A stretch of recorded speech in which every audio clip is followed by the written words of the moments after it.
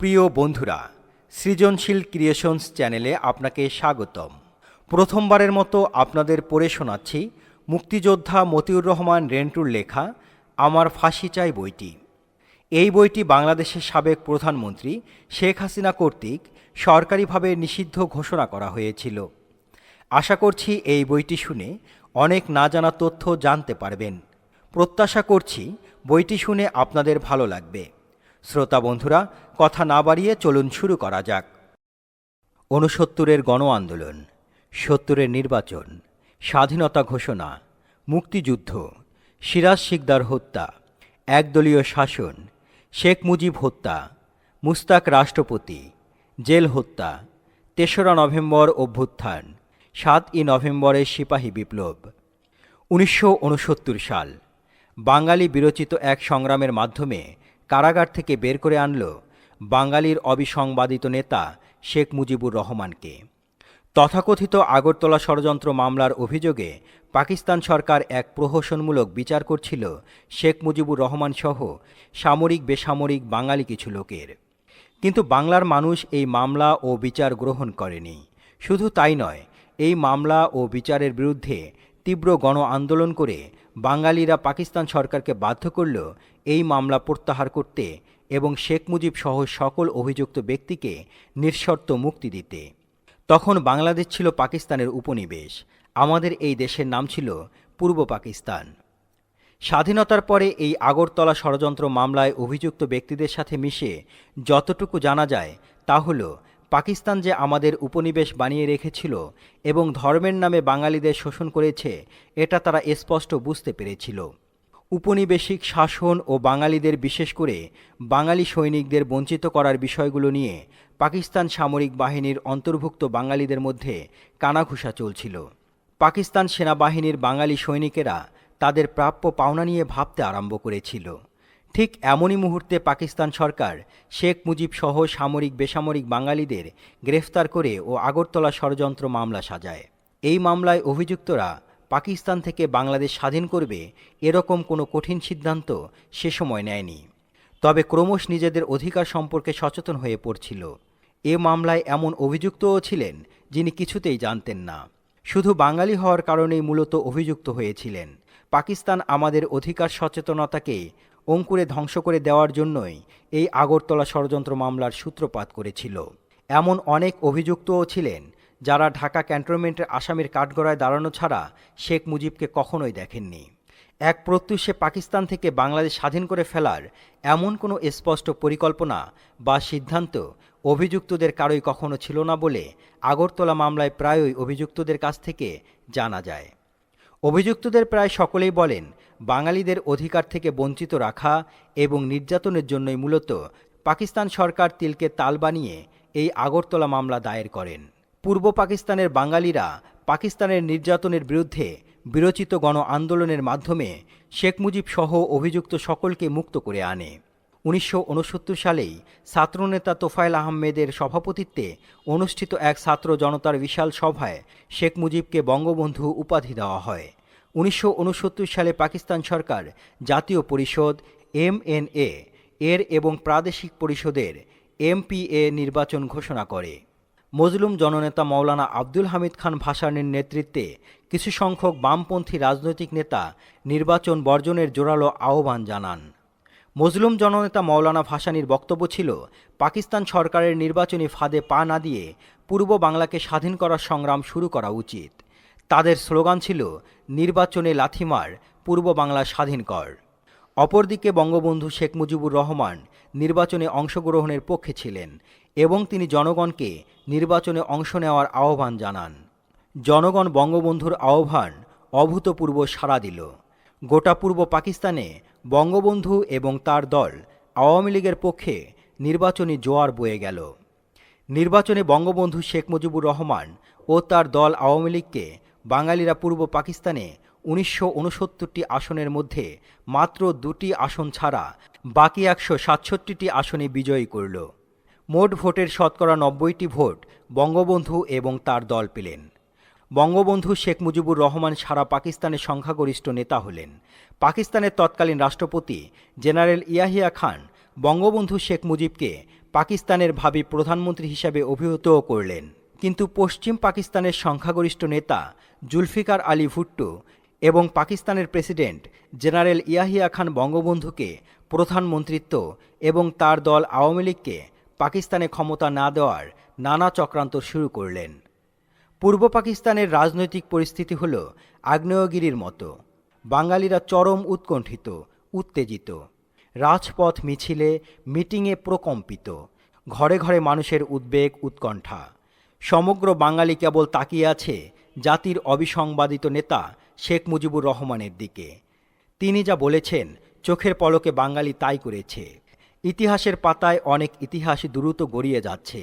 যে কোনো ধরনের কর্মসূচিতে শুধু শেখ মুজিবের ঘোষণা করতে যতটুকু দেরি, তিনি যে কোনো কর্মসূচি ঘোষণা দেওয়ার সঙ্গে সঙ্গে বিদ্যুৎ গতিতে বাঙালি তা বাস্তবায়িত করেছে। উত্তাল জাতির মুখে শুধু একটি স্লোগান গর্জন করে ফিরেছে, বাংলাদেশ স্বাধীন করো, বাংলাদেশ স্বাধীন করো। এরই মধ্যে বঙ্গবন্ধু শেখ মুজিব ৭ই মার্চে রেসকোর্স ময়দানে সরোয়ার্দী উদ্যান জনসভা ডাকলেন। ভোর না হতেই লক্ষ লক্ষ বাঙালি রেসকোর্স ময়দানে সমবেত হল স্বাধীনতা প্রশ্নে নেতার রায় শোনার জন্য। লক্ষ লক্ষ জনতার সামনে এসে দাঁড়ালেন জনতার নেতা বঙ্গবন্ধু শেখ মুজিবুর রহমান। কিন্তু বঙ্গবন্ধু শেখ মুজিবুর রহমান স্বাধীনতা ঘোষণা করেও স্বাধীনতা ঘোষণা করলেন না। পাকিস্তান সরকারের কাছে বঙ্গবন্ধু শেখ মুজিবুর রহমান মূলত 4টি কন্ডিশন বা দাবি দিয়ে তার ভাষণ শেষ করলেন। বঙ্গবন্ধু বললেন, আমার দাবি মানতে হবে প্রথম, তারপর তিনি বিবেচনা করে দেখবেন অ্যাসেম্বলিতে যাবেন কি যাবেন না। যদিও বঙ্গবন্ধু শেখ মুজিবুর রহমান বললেন, এবারের সংগ্রাম আমাদের মুক্তির সংগ্রাম, এবারের সংগ্রাম স্বাধীনতার সংগ্রাম। তারপরও বলা যায় না বঙ্গবন্ধু শেখ মুজিবুর রহমান ৭১-এর ৭ই মার্চ স্বাধীনতা ঘোষণা করেনি। ৭ই মার্চ ৭১-এ তিনি স্বাধীনতা ঘোষণা করেও স্বাধীনতা ঘোষণা করেননি। অজ্ঞাত কারণে তিনি ৭১-এর ৭ই মার্চ পরিষ্কারভাবে স্বাধীনতার ঘোষণা না করে স্বাধীনতা ঘোষণা করতে একটুখানি বাকি রাখলেন এবং পাকিস্তান সরকারের উদ্দেশ্যে 4টি দাবি করলেন। আবার তার এই দাবি মেনে নেওয়ার জন্য পাকিস্তান সরকারকে সুনির্দিষ্ট কোনো সময়সীমা বেঁধে দিলেন না। তবে তার নির্দেশে যে অসহযোগ আন্দোলন তখন চলছিল তা বজায় রাখার নির্দেশ তিনি দেন এবং সেই থেকে নতুন করে যোগ করলেন খাজনা, ট্যাক্স সব বন্ধ করে দেওয়ার নির্দেশ। হরতাল প্রত্যাহার করলেন।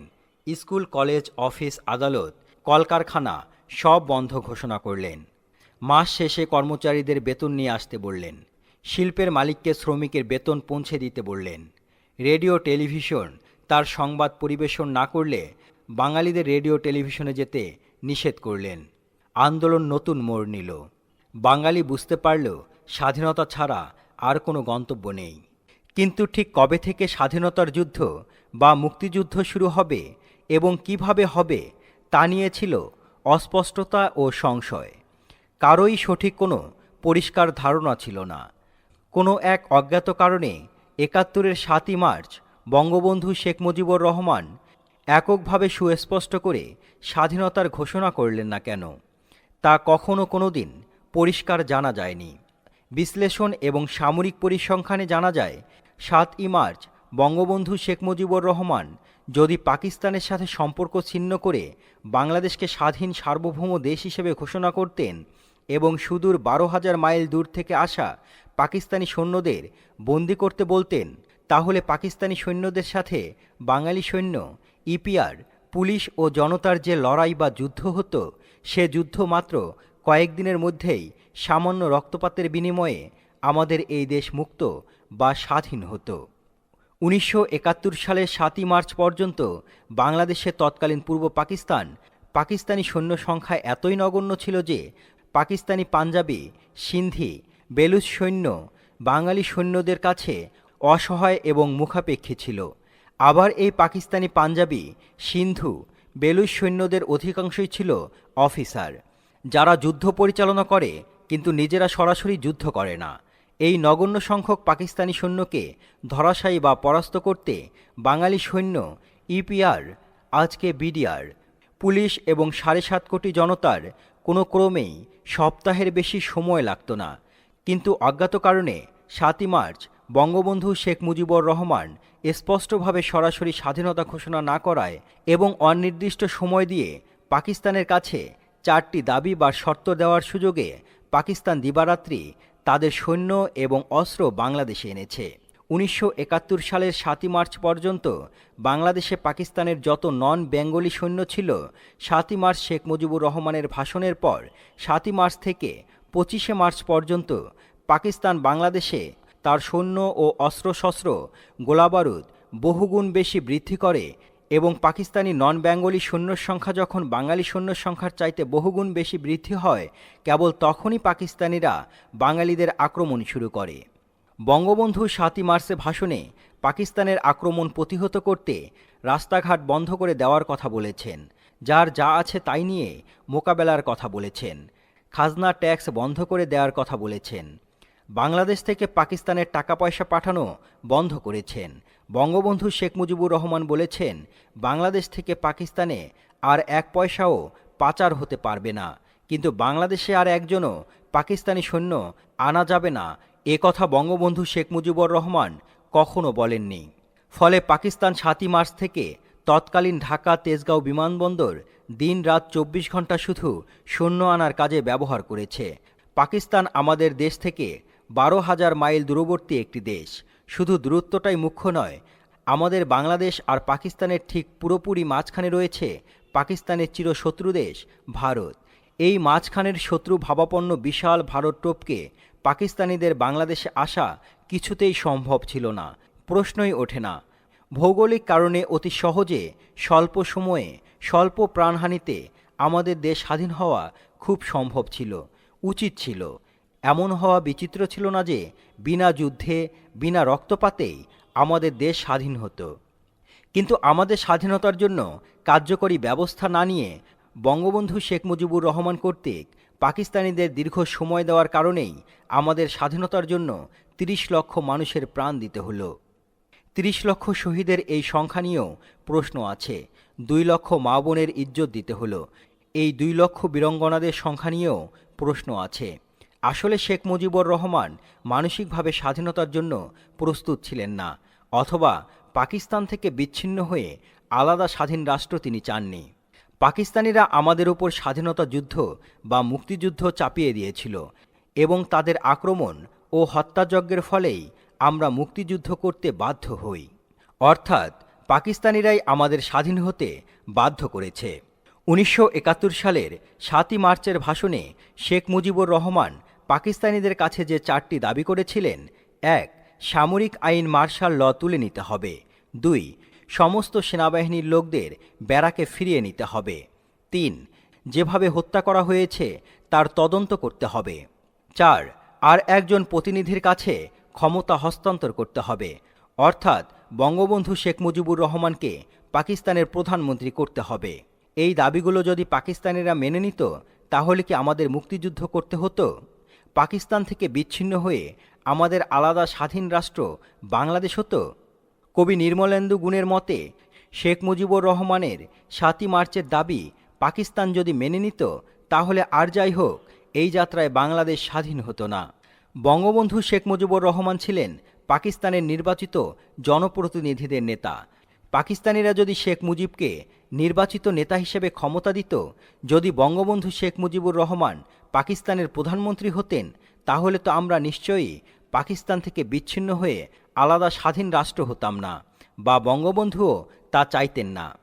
জনগণ কর্তৃক নির্বাচিত বাঙালি জনপ্রতিনিধিদের কাছে পাকিস্তানি সামরিক শাসকরা ক্ষমতা হস্তান্তর করবে এবং বাঙালি জনপ্রতিনিধিরা পাকিস্তান সরকার পরিচালনা করবেন, এই তো ছিল বঙ্গবন্ধু শেখ মুজিবুর রহমানের প্রকৃত কথা। পাকিস্তানের সংখ্যাগরিষ্ঠ ছিল বাঙালি, এই সংখ্যাগরিষ্ঠ বাঙালিরাই পাকিস্তান শাসন করবে, এটাই ছিল বঙ্গবন্ধু শেখ মুজিবুর রহমানের মূল মন্ত্র। ঘটনা প্রবাহের ঐতিহাসিক বিশ্লেষণে বঙ্গবন্ধু শেখ মুজিবুর রহমান ছিলেন পাকিস্তানের শেষ ব্যক্তি, যিনি পাকিস্তানের অখণ্ডতায় দৃঢ়ভাবে বিশ্বাসী ছিলেন। ঐক্যভাবে পাকিস্তানের প্রতি শেখ মুজিবুর রহমানের ছিল পূর্ণ অনুগত্য। পাকিস্তান বিচ্ছিন্ন হয়ে যাক, পাকিস্তান টুকরো হয়ে যাক, বঙ্গবন্ধু শেখ মুজিবুর রহমান কখনোই তা চাননি। আর চাননি বলেই প্রয়োজনীয় সুযোগ থাকা সত্ত্বেও তিনি পাকিস্তান থেকে বিচ্ছিন্ন হয়ে আলাদা স্বাধীন রাষ্ট্র তৈরির জন্য কোনো বাস্তব কার্যকর ভূমিকা নেননি। শেখ মুজিবুর রহমানের 7ই মার্চের ভাষণ হল ট্রিমেন্ডাস কন্ডিশনাল স্পিচ। যে ভাষণে পাকিস্তান রক্ষার শেষ চেষ্টা হিসেবে বঙ্গবন্ধু শেখ মুজিবুর রহমানের কাছে ক্ষমতা হস্তান্তরের শর্ত দেওয়া হয়েছিল। আবার ক্ষমতা না দেওয়া হলে পাকিস্তান বিচ্ছিন্ন হয়ে যাওয়ার সতর্ক হুঁশিয়ারি দেওয়া হয়েছে। ৭ই মার্চের বঙ্গবন্ধু শেখ মুজিবুর রহমানের ভাষণে ছিল বিশ্ব ইতিহাসের অদ্বিতীয় এক অনন্য ঐতিহাসিক ভাষণ, যে ভাষণে তিনি স্বাধীনতার ঘোষণা করেও স্বাধীনতার ঘোষণা করেননি। সে কারণেই আমাদের স্বাধীনতার ঘোষণার তারিখ বা দিন এবং স্বাধীনতার ঘোষক নিয়ে চিরবিতর্ক। আমরা ২৬শে মার্চকে স্বাধীনতা দিবস হিসেবে পালন করি, তার মূল কারণ হল ২৫শে মার্চ দিবাগত রাত ১২টার পর পাকিস্তান সেনাবাহিনী ঘুমন্ত বাঙালির ওপর পৈশাচিক আক্রমণ ও হত্যাযজ্ঞ শুরু করে। ২৫শে মার্চ দিবাগত গভীর রাত অর্থাৎ ঘড়ির সময় অনুযায়ী তা ২৬শে মার্চের প্রথম প্রহর ধরা হয় বলেই ২৬শে মার্চকে আমরা স্বাধীনতা দিবস হিসেবে পালন করি। প্রকৃতপক্ষে পাকিস্তানি সৈনিকদের আক্রমণ আর ঘড়ির সময় হিসেব নিয়েই ২৬শে মার্চকে স্বাধীনতা দিবস ধরা হয়।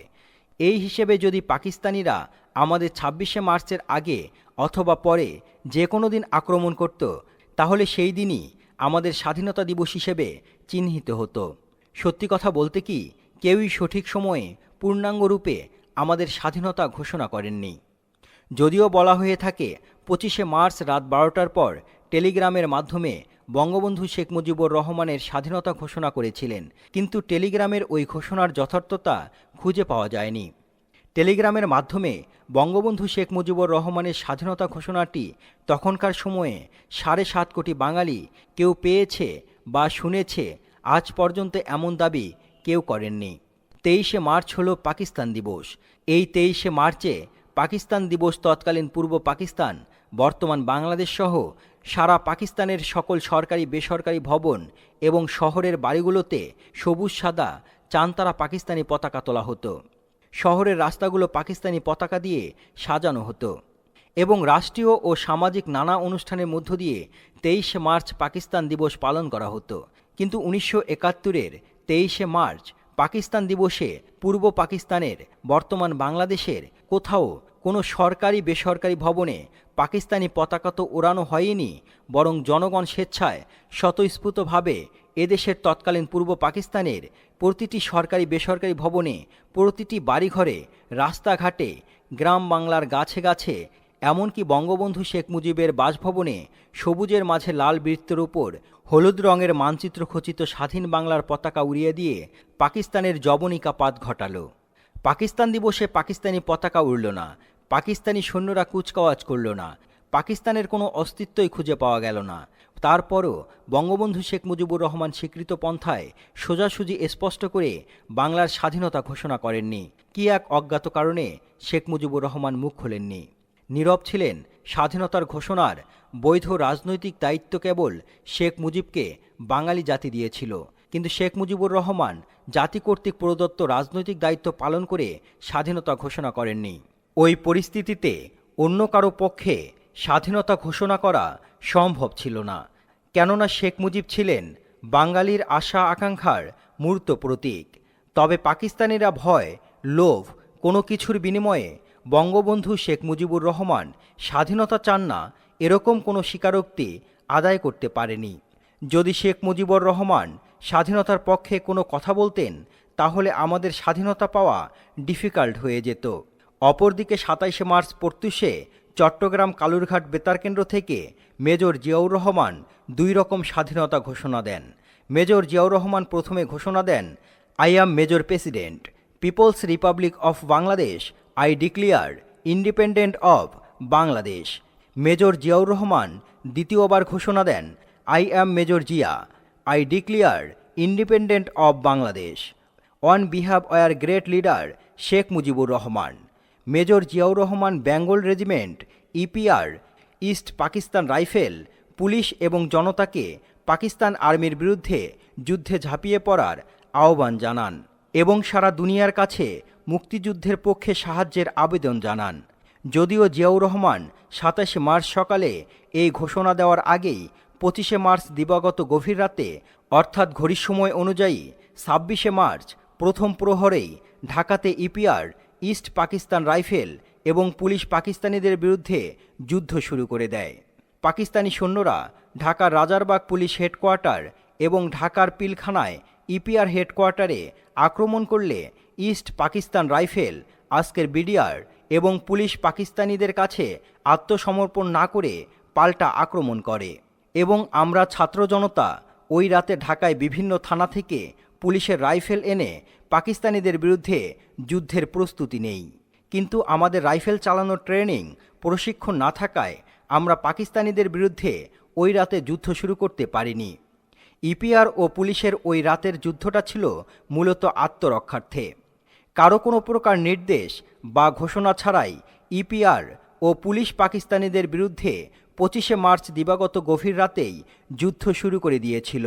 তারপরও বলা চলে মেজর জিয়াউর রহমানের 27শে মার্চের সকালের স্বাধীনতা ঘোষণায় মুক্তিপাগল গোটা বাঙালি জাতি ভীষণভাবে আশান্বিত হয়েছিল, অনুপ্রাণিত হয়েছিল।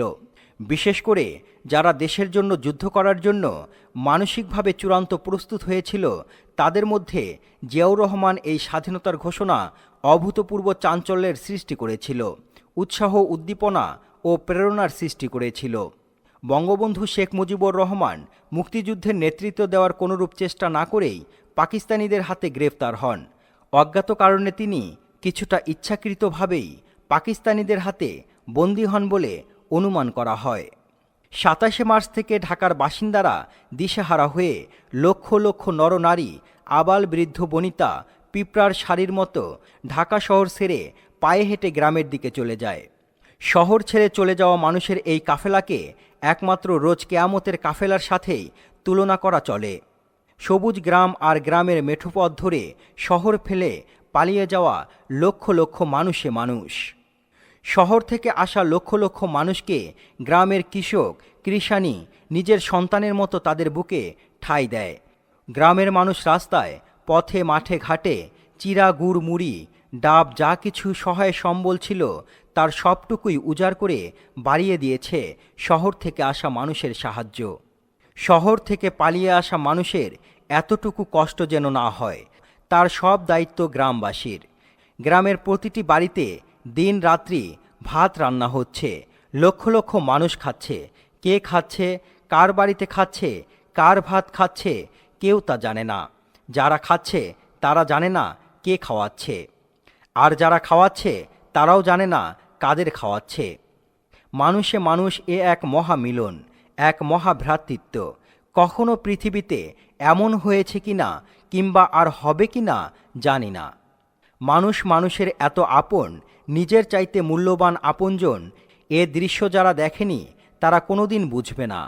তাদের কোনোদিন বোঝানো যাবে না পৃথিবীতে এমন কোনো ভাষা বা শব্দ নেই, এমন কোনো লেখক নেই যে লেখক ওই সময়ে মানুষে মানুষে ঐক্য, ভ্রাতৃত্ব, সহমর্মিতা আর নিজের চাইতে অপরকে বেশি ভালোবাসার চিত্র তুলে ধরতে পারবে। ঢাকা থেকে পায়ে হেঁটে ফরিদপুরের গোপালগঞ্জ মুকসুদপুর গ্রামের বাড়িতে গিয়েছি। কত নদী পার হয়েছি পদ্মা নদী। 5 দিন 5 রাত্রি পথ চলেছি, তারপর গ্রামের বাড়ি এসেছি। একটি পয়সাও খরচ হয়নি, কোথাও একটি পয়সা লাগেনি। গ্রামের মানুষ খাইয়েছে, নৌকার মাঝি নদী পার করে দিয়েছেন বিনা পয়সায়। খাওয়ানো, থাকতে দেওয়া, নদী পার করে দেওয়া, এ যেন গ্রামের মানুষের মহাপবিত্র নৈতিক দায়িত্ব ছিল। হাঁটতে হাঁটতে পথিমধ্যে কত গর্ভবতী মা বোন সন্তান প্রসব করেছে, আর গ্রামের মা বোনেরা তার সেবার ভার তুলে নিয়েছে আপন করে। এপ্রিলের প্রথম সপ্তাহ, এবার মুক্তিযুদ্ধে যাওয়ার পালা। কিভাবে মুক্তিযোদ্ধা হওয়া যায়, মুক্তিযুদ্ধ করা যায়, 17ই এপ্রিল আকাশবাণী কলকাতা থেকে বারবার ঘোষণা এসেছে। আজ রাত 8টার পর একটি বিশেষ অনুষ্ঠান প্রচার করা হবে। রাত 8টার আকাশবাণী কলকাতা বেতারের বাংলা খবরে বলা হলো, সংবাদের পর একটি বিশেষ অনুষ্ঠান প্রচার করা হবে। দেশাত্মবোধক গান দিয়ে শুরু হলো অনুষ্ঠান। আমাদের মুক্তিযুদ্ধ এবং বাঙালির ইতিহাসের শ্রেষ্ঠ দিন এবং শ্রেষ্ঠ ঘটনাটির কথা। আজ 17ই এপ্রিল কুষ্টিয়ার মেহেরপুরের বৈদ্যনাথতলার অম্রকাননে জননেতা তাজউদ্দিন আহমেদের নেতৃত্বে স্বাধীন বাংলাদেশের প্রথম সরকার গঠনের কথা জানানো হলো। মেহেরপুরের বৈদ্যনাথতলার নাম ইতিহাসে স্বর্ণ অক্ষর দিয়ে নতুন করে রাখা হলো মুজিবনগর, এবং মুজিবনগরেই তাজউদ্দিন আহমেদের নেতৃত্বে শপথ নিল বাংলাদেশের প্রথম এবং বিপ্লবী সরকার। বঙ্গবন্ধু শেখ মুজিবুর রহমানকে করা হলো বাংলাদেশের রাষ্ট্রপতি এবং তার অনুপস্থিতিতে উপরাষ্ট্রপতি সৈয়দ নজরুল ইসলামকে করা হলো অস্থায়ী রাষ্ট্রপতি এবং তাজউদ্দিন আহমেদকে করা হলো বাংলাদেশের প্রধানমন্ত্রী। তাজউদ্দিন আহমেদের নেতৃত্বে একটি মন্ত্রিসভাও গঠিত হলো। জেনারেল ওসমানীকে করা হলো প্রধান সেনাপতি। অস্থায়ী রাষ্ট্রপতি, প্রধানমন্ত্রী, প্রধান সেনাপতি সকলের শপথ অনুষ্ঠানও হলো এই মুজিবনগরে। এখানেই প্রবাসী সরকারকে গার্ড অফ অনার দেওয়া হলো।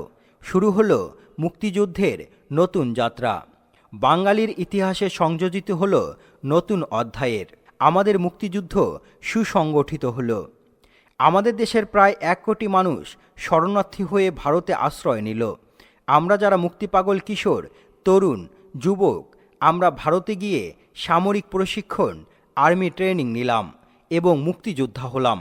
মুক্তিযোদ্ধা হওয়ার আগে শুধু ভাবতাম কবে মুক্তিযোদ্ধা হব, কিভাবে মুক্তিযোদ্ধা হব। ভাবতে ভাবতে গ্রামের বাড়ি থেকে আবার ঢাকায় চলে এলাম। এই ঢাকায়ই আমি জন্মেছি, শিশু থেকে কিশোর হয়েছি। এখানেই আমার সব বন্ধু বান্ধব। গ্রামের বাড়িতে আমার কোনো বন্ধু বান্ধব নেই। মুক্তিযুদ্ধে যাওয়ার জন্য অন্তত একজন বন্ধু তো খুবই দরকার। কাজেই আবার শত্রুর প্রধান ঘাঁটি ঢাকায় চলে এলাম। প্রতিদিন ভাবি মুক্তিযুদ্ধে যাব, কিন্তু রাতে শুধু মার কথা মনে হয় আমি যুদ্ধে চলে গেলে মা শুধু কাঁদবেন। আমার জন্য মা অনেক কষ্ট পাবেন, অনেক কাঁদবেন। আমার আর কোনো পিছুটান নেই, শুধু মা। আব্বার কথা আমি মোটেও ভাবি না। মার জন্যই মনটা আমার কেমন হয়ে যায়, কেমন জানি সব কিছু এলোমেলো হয়ে যায়। এভাবে ভাবতে ভাবতে কয়েকদিন চলে যায়। মুক্তিযুদ্ধে যাওয়ার জন্য মনটা আমার অস্থির হয়ে আছে, কিন্তু মাকেও ছাড়তে পারি না, মুক্তিযুদ্ধেও যাওয়া হয় না। একদিন আমার মনে হলো সব ছেলেরই তো মা আছে, ছেলে যুদ্ধে গেলে মা তো কাঁদবেই। মার কান্নার কথা ভেবে ছেলে যদি মুক্তিযুদ্ধে না যায় তাহলে তো মুক্তিযুদ্ধ হবে না, দেশও স্বাধীন হবে না। না, মা কাঁদে কাঁদুক, আমাকে মুক্তিযুদ্ধে যেতে হবে, দেশ স্বাধীন করতে হবে। পরের দিনই পাশের বাড়ির আমার এক বন্ধু, বয়সে আমার চেয়ে সামান্য বড়, নাম তার বাবলু আজাদ, তাকে মুক্তিযুদ্ধে যাওয়ার কথা বলেই ফেললাম। সঙ্গে সঙ্গে বাবলু আজাদ খুশিতে রাজি হয়ে গেল। বলল, আমি তো এই রকমই ভাবছিলাম এবং এই রকম একজন বন্ধু খুঁজছিলাম। তারপর প্ল্যান প্রোগ্রাম করে একদিন খুব ভোরে দুজনে ভারতের উদ্দেশ্যে রওনা হলাম। আমরা দু বন্ধু গ্রামের পথ দিয়ে হাঁটতে হাঁটতে নদী পাড়ে একটি বাড়িতে এসে পৌঁছালাম। তখন প্রায় সন্ধ্যা।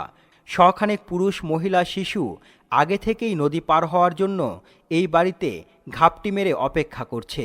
বাড়ির নদীর ঘাটে ছোট ছোট ডিঙ্গি নৌকা বাঁধা আছে। এই ছোট নৌকাটিতে 8-10 জনের বেশি লোক একসঙ্গে পার হওয়া যাবে না। ওই বাড়ির কোনো মানুষ এখানে নেই, শুধু কয়েকটি লাশ পচে গলে পড়ে আছে। আর এই যে শখানেক মানুষ, এরা সবাই শরণার্থী হয়ে ভারতে চলে যাওয়ার জন্য এখানে জড়ো হয়ে আছে। সন্ধ্যার পর নৌকার মাঝি এসে নদী পার করে দেবে সেই অপেক্ষায় আছে। নদীতে পাক সেনারা গানবোট নিয়ে ঘাঁটি করেছে। দিনের বেলায় নদী পার হতে গেলে দেখা যাবে এবং আর্মিরা গুলি করে মেরে ফেলবে, তাই রাতের অপেক্ষায় আছে সবাই। রাতের অন্ধকারে নদী পার হতে হবে। অন্ধকার ঘনিয়ে এলো, বেশ গাঢ় অন্ধকার। হঠাৎ নদীতে পাকিস্তানি আর্মির গানবোটের সার্চ লাইটের আলো দেখা গেল। এই দিকেই আসছে গানবোটটা। চাপা কান্না শুরু হয়ে গেল। কেউ কেউ বলছে, কাইন্দেন না ভাই, কাইন্দেন না, আল্লাহরে ডাকেন। গানবোটটা দ্রুত এই দিকে ছুটে আসছে। সবাই মৃত্যুর ভয়ে চুপসে গেল। কারো কোনো সাড়া শব্দ নেই, শুধু গানবোটের আওয়াজ আর সার্চ লাইটের আলো। আমরা সবাই মাটিতে শুয়ে পড়লাম, যাতে গানবোটের সার্চ লাইটের আলোতে দেখা না যায়। বুকের ভেতর ভয়, তার উপর মানুষের পচা লাশের গন্ধে দম বন্ধ হয়ে আসছে। দিন চারেক আগে পাকিস্তানি হানাদাররা এই বাড়িতে হানা দিয়ে এই মানুষগুলোকে হত্যা করেছে। আবাল বৃদ্ধ বনিতা, কারো মুখেই কোনো শব্দ নেই। অন্তরে শুধু আল্লাহ রসুল আর ভগবানের নাম। গানবোট যতই এগিয়ে আসছে মনে হচ্ছে মৃত্যু ততই এগিয়ে আসছে।